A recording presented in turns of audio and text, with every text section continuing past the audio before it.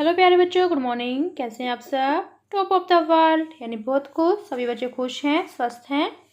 Yes, very good. तो बेटा ये देखो, ये है आज की हमारी वर्कशीट नंबर 129।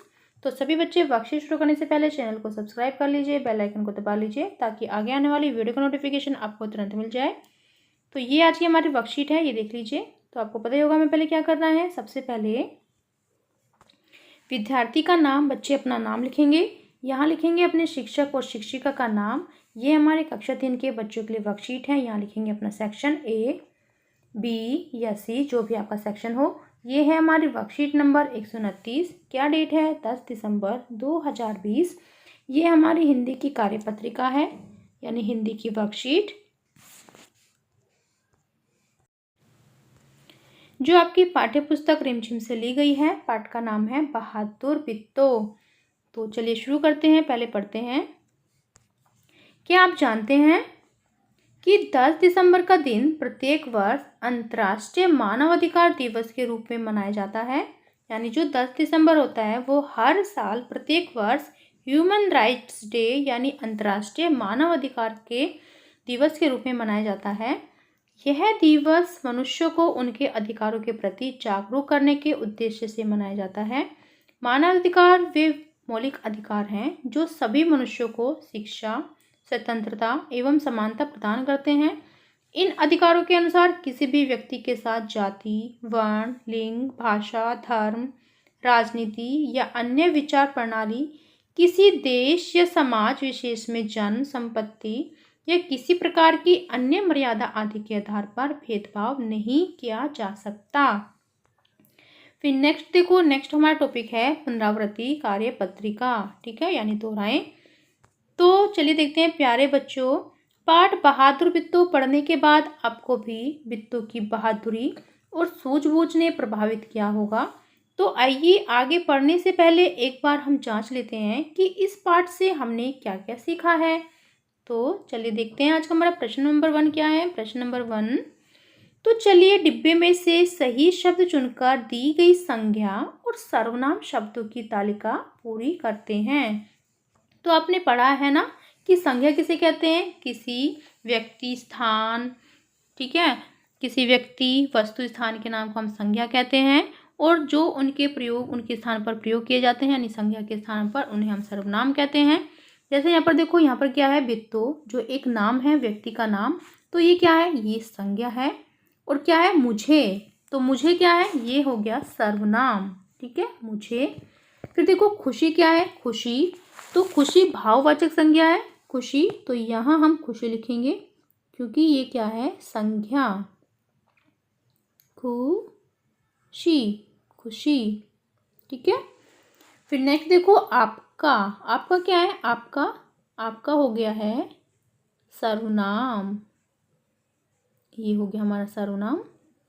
फिर नेक्स्ट देखो, किसान, तो किसान क्या है? किसान है संज्ञा, किसान, ये एक संज्ञा है। फिर नेक्स्ट गाय, गाय भी क्या है? गाय भी संज्ञा है, गाय। फिर वह क्या है? वह है सर्वनाम। और उसने, उसने भी है सर्वनाम। ठीक है, तो ये हमने अपने संज्ञा शब्द और सर्वनाम शब्द छांट लिए हैं और लिख लिए हैं। फिर नेक्स्ट क्या है? नेक्स्ट देखते हैं प्रश्न नंबर 2 क्या है हमारा।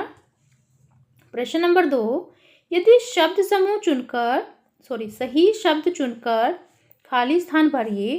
तो ये हमें शब्द दिए गए हैं, पेट में चूहे कूदना, भूखों मर, थर थर कांपने। तो हमें इनका प्रयोग करना है और अपने वाक्य यानी रिक्त स्थान भरने हैं। तो का क्या है?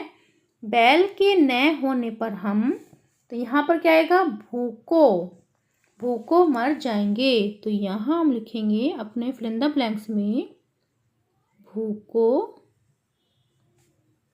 मर जाएंगे। ठीक है। फिर खा देखो, खा क्या है? शेर को देखकर किसान डर से थर थर कांपने लगा। तो यहाँ हम लिखेंगे थर थर कांपने लगा। ओके। फिर नेक्स्ट क्या है? ग, का देखते हैं। भूख के मारे शेर के पेट में चूहे कूदने लगे। तो यहाँ हम लिखेंगे पेट में चूहे कूदने लगे। ठीक है, तो ये हमारे सेंटेंस कंप्लीट। फिर नेक्स्ट देखो प्रश्न नंबर 3, खाली स्थान भरिए। यहाँ पर है पुल्लिंग शब्द, यहाँ पर है स्त्रीलिंग शब्द। तो यहाँ पर देखो चित्र देखो, यहाँ पर है राजा, तो यहाँ पर क्या हो जाएगा रानी। यहाँ पर देखो चित्र, यहाँ पर क्या है मोर, पुल्लिंग, और स्त्रीलिंग में मोरनी, मोरनी। तो ये हमने कंप्लीट कर लिया क्वेश्चन नंबर 3। फिर नेक्स्ट प्रश्न देखो, प्रश्न नंबर 4 क्या है, ये है हमारा प्रश्न नंबर 4, शेर ने बित्तु को राक्षसी क्यों समझ लिया। यार आपने चैप्टर पढ़ा है तो आपको अच्छे से समझ में आ गया होगा कि शेर ने बित्तु को राक्षसी क्यों समझा। तो चलिए देखते हैं इसका आंसर क्या है। तो बेटा ये देखो, ये है हमारे क्वेश्चन नंबर 4 का आंसर कि शेर ने बित्तु को राक्षसी इसलिए समझ लिया क्योंकि बित्तु ने अपनी बुद्धि का प्रयोग किया और कहा कि किसान, तूने बताया था कि 4 शेरों को फांस कर रखा है, लेकिन तूने एक मरियल सा शेर बांध कर रखा है। यह शेर केवल नाश्ते के लिए ही पर्याप्त है। यह सुनकर शेर ने बित्तु को राक्षसी समझ लिया। तो ये हमारे क्वेश्चन नंबर 4 का आंसर। फिर नेक्स्ट प्रश्न देखते हैं, प्रश्न नंबर 5 क्या है हमारा। तो ये है हमारा प्रश्न नंबर 5, बच्चों क्या आप बता सकते हैं कि पाठ में शेर ने अपनी पूंछ को भेड़े की पूंछ से क्यों बांधा। तो जब बित्तु ने कहा कि अरे ये तो एक मरियल सा शेर है, मैंने तो सोचा कितने सारे शेर आए होंगे, 4-5 शेर बांध के रखा होगा, तो शेर डर गया, भयभीत हो गया। तो इसी वजह से उसने क्या किया, उसने जो भेड़े की पूंछ थी उसको लगा कि भेड़ा मेरे साथ रहेगा, तो उसने अपनी पूंछ को भेड़े की पूंछ से बांध लिया। तो चलिए देखते हैं इसका आंसर। तो ये हमारे क्वेश्चन नंबर 5 का आंसर है। शेर बित्तु से बहुत डर गया था। भेड़े के मनाने पर वह राजी हुआ। यदि कोई मुसीबत आए तो भेड़िया उसका साथ देगा, यही समझकर उसने अपनी पूंछ भेड़े की पूंछ से बांध ली। ठीक है, तो ये हमारे प्रश्न नंबर 5 का आंसर उत्तर। फिर नेक्स्ट देखते हैं, नेक्स्ट क्या है। फिर नेक्स्ट है अभिभावकों के लिए सुझाव। बच्चों के साथ अपना कोई ऐसा अनुभव साझा कीजिए जिसमें आपने अपनी सूझबूझ से किसी विकट समस्या का हल निकाला हो। कोविड-19 के दौरान अपेक्षित व्यवहार, अपने हाथों को साबुन में पानी से नियमित रूप से धोइए। तो बेटा ये थी आज की हमारी वर्कशीट, सभी बच्चे इसका रिप्लाई करेंगे। और जो ये आपको क्वेश्चन दिए गए हैं ये आप इनको याद कर लीजिए, क्योंकि ये क्वेश्चन ऐसे हैं कि आपकी परीक्षा में भी पूछे जा सकते हैं। ठीक है, आने वाली परीक्षाओं में। तो अगर आपको वीडियो अच्छी लगी तो बेटा लाइक कीजिए और अपने दोस्तों के साथ शेयर कीजिए। Thank you.